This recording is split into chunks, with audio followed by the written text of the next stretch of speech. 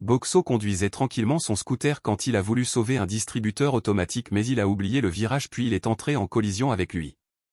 Il survit à l'impact, bien qu'il soit incapable de bouger.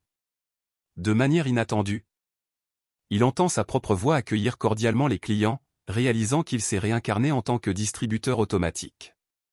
Intrigué, notre héros, qui avait une affection ardente pour les distributeurs automatiques, embrasse cette forme inattendue avec un contentement remarquable. Il admire ses produits à prix raisonnable et son design élégant, mais se rend vite compte des problèmes potentiels que cette nouvelle existence peut entraîner. En tant que distributeur automatique, il accomplit ses tâches habituelles. Prononçant des phrases courantes telles que « insérer une pièce » et « merci pour votre achat ». Il remarque les inscriptions indiquant les articles qu'il vend, actuellement limités à de l'eau minérale et de la soupe de maïs. Une voix éthérée l'informe de la possibilité de modifier ses offres en dépensant des points. À sa grande surprise, il possède 1000 points, qu'il découvre pouvoir convertir en monnaie utilisée pour réapprovisionner ou modifier ses produits, voire acquérir des fonctions supplémentaires. En explorant davantage, il réalise que ces points lui permettent de maintenir les articles à différentes températures, de réchauffer des aliments surgelés ou même de distribuer de l'eau chaude pour les ramen. Curieux. Il décide d'expérimenter en changeant l'un de ses articles par du thé au lait. Avec une simple dépense de 10 points, la machine est rapidement remplie de thé au lait. Avec empressement, il apprend qu'il peut accumuler un point pour chaque 100 yens dépensés. Curieusement, il découvre qu'il n'a pas besoin d'électricité pour fonctionner, car ces points alimentent son fonctionnement. Un point par heure lui permet de rester opérationnel, soit 24 points par jour. Il déduit qu'il est essentiel pour sa survie de gagner un minimum de 2400 yens par jour. Heureusement, il possède encore 990 points, ce qui lui donne environ un mois de fonctionnement.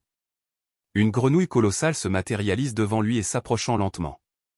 Cependant, l'avancée de la grenouille est soudainement perturbée par la voix accueillante du distributeur automatique. Surpris, la grenouille riposte, brandissant une massue et épuisant progressivement la durabilité de la machine. Notre protagoniste comprend que si sa durabilité atteint 0, il deviendra inutilisable. La grenouille fait appel à ses congénères puis continue l'assaut, réduisant rapidement la résistance de la machine. Cherchant désespérément un moyen de se défendre, il fait une découverte, la capacité d'acquérir des bénédictions divines. Il opte alors pour la compétence de barrière, repoussant avec succès l'agression des grenouilles. Il réalise bientôt que l'assaut épuise rapidement ses points. Les grenouilles finissent par se lasser de leurs vains efforts, et s'en vont. Utilisant ses points restants, il répare sa durabilité, mais il ne lui reste plus que 311 points. Plusieurs jours s'écoulent et l'effort du distributeur pour réaliser des ventes reste infructueux. C'est alors qu'une jeune fille apparaît. Initialement méfiante, sa faim la pousse à s'approcher. Surprise par la voix accueillante de la machine et sa demande d'une pièce, la fille réfléchit à la monnaie acceptable. Après avoir essayé une pièce de cuivre sans succès, la machine réalise qu'elle ne dispose pas de la fonction de conversion des pièces. Rapidement, il acquiert la compétence nécessaire pour une somme modeste de 100 points, ce qui lui permet d'accepter la pièce d'argent de la fille comme paiement. Bien qu'elle la considère coûteuse, la fille choisit l'article de soupe, agréablement surprise de la trouver bien chaude. Savourant la saveur, elle proclame sa supériorité par rapport aux alternatives disponibles. Submergé par la joie qu'il lui procure, le distributeur automatique ressent un profond sentiment d'accomplissement. Désireuse de satisfaire sa curiosité, la fille explore son répertoire, savourant une tasse de thé au lait en plus de son achat initial. Sa satisfaction la pousse à se procurer des soupes de maïs supplémentaires, lui rapportant au final une somme modeste de 6 pièces d'argent, soit 60 points. Fatiguée, la fille finit par s'endormir aux côtés de son nouvel ami. Le distributeur automatique érige une barrière protectrice pour assurer sa sécurité pendant la nuit. Lorsque la fille se réveille, elle exprime sa gratitude envers Boxo pour la nourriture qu'il lui a fournie. Surprise par ses capacités de parole, elle se demande si la parole de Boxo se limite à certaines phrases. Elle se présente comme l'ami et se lance dans la découverte de l'histoire de Boxo.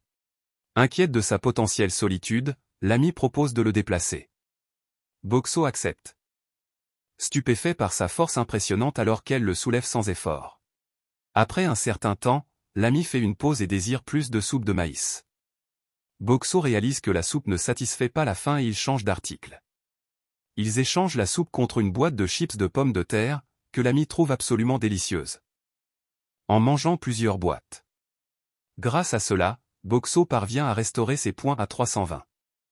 De retour au village, l'ami attire l'attention des gardes qui questionnent la nature de sa découverte. Elle décrit Boxo comme un outil magique qui donne des articles en échange d'argent et qu'elle l'a trouvé près du lac. L'ami demande si elle peut le garder. Et les gardes lui apprennent que celui qui trouve quelque chose dans un donjon en devient le propriétaire légitime. Perplexe devant cette révélation, Boxo réfléchit qu'il ne peut pas s'agir d'un donjon puisqu'il peut voir le ciel. Intrigué par la capacité de Boxo à converser, les gardes envisagent la possibilité de le vendre à un prix élevé. Cependant, l'ami insiste pour l'emmener rencontrer son ami Ulmi. Impressionné par ses marchandises, les gardes goûtent à différents articles et suggèrent à l'ami de l'emmener de temps en temps. Boxo envisage un avenir prospère pour son entreprise. Alors qu'ils entrent dans le village, l'ami remarque une fille victime d'intimidation et intervient rapidement. Malgré sa force impressionnante, elle a du mal à toucher l'un des agresseurs. Les hommes prennent la fuite, laissant l'ami s'occuper de la fille.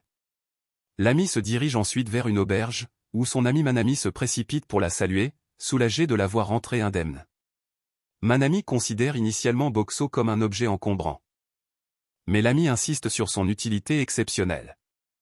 L'installant à l'extérieur, l'ami cherche à attirer les clients, tandis que Manami suggère à l'ami de travailler à l'auberge pour gagner de l'argent. Elle espère que la présence de Boxo améliorera leur clientèle. Les habitants du village sont rapidement séduits par la qualité des articles de Boxo, ce qui entraîne des ventes substantielles le soir.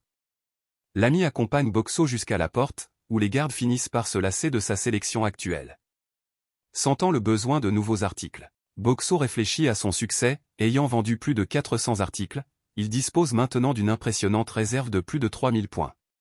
Boxo émet une lueur éclatante, surprenant le garde avec l'apparition d'un nouvel article. Proposé à 3 pièces d'argent, la curiosité se manifeste quant à la manière de le consommer, mais heureusement, la boîte porte des instructions claires, révélant un délicieux ragoût. Les gardes se délectent de ces saveurs délicieuses, impatients d'en avoir plus. La nouvelle création de Boxo se propage rapidement dans tout le village, gagnant une popularité considérable. Cependant, pendant la journée, Boxo suspend temporairement sa disponibilité. Pendant ce temps, la fille que l'ami avait courageusement secourue s'approche de Boxo, mais sa rencontre avec sa voix parlante la trouble. En réponse, elle lui lance une pierre avant de s'enfuir. L'ami accompagnant Boxo lors de ses visites nocturnes aux gardes.